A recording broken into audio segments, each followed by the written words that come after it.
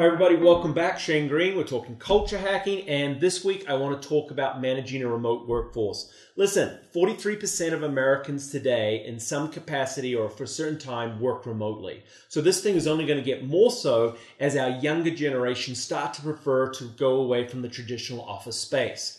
Now, there's plenty of benefits. Again, engagement from employees that really do like this opportunity to be able to work from home or at least in a different environment.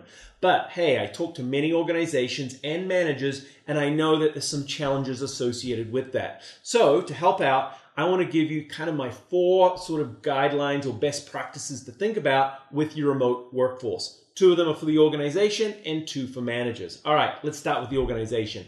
The first thing that you've got to do is remember, you've got to deliver a great orientation and onboarding, even more so for a remote workforce, one that is going to work regularly away from the office. This is really important. Orientation, traditionally, you bring employees in, you do sort of some information about the company, a lot of paperwork. At this stage, when you've got a lot of remote employees, amp up the orientation. There's a couple of things that you really have to focus on. The first one is building relationships. When you have a remote workforce, it's so much more important that they are developing relationships with people maybe from the corporate office or amongst themselves. So while traditionally you might do a one-day orientation, when I see a large remote workforce, that orientation needs to become 2 or 3 days with an emphasis on team building, relationships, social interactions, and really having a chance to get to know your manager.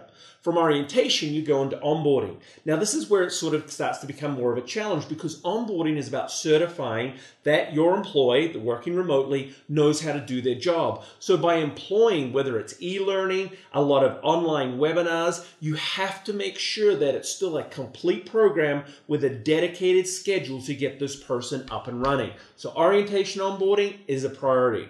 The second thing I advise you to do as a company is really focus and look at your recognition system. With a remote workforce, you have to start thinking a little differently. Now, the good news is that there's a number of recognition platforms out there that I think really helps with people working remotely. You see, the platform allows recognition to happen basically anywhere in the world.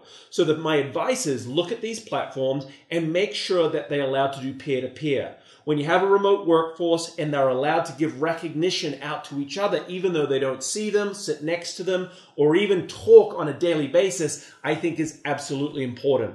And by the way, make sure that there is some sort of recognition coming from the corporate office to the remote team that really recognizes the results that are going on around them.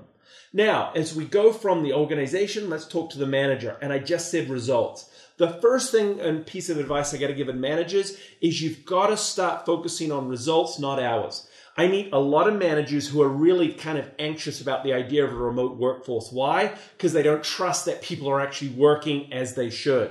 Listen, you got to get over it. And the easiest way to do that is become more focused on results. Listen, you can't manage when someone works, but make sure you're setting clear deadlines, clear expectations, and monitor those results as they come in. That will help.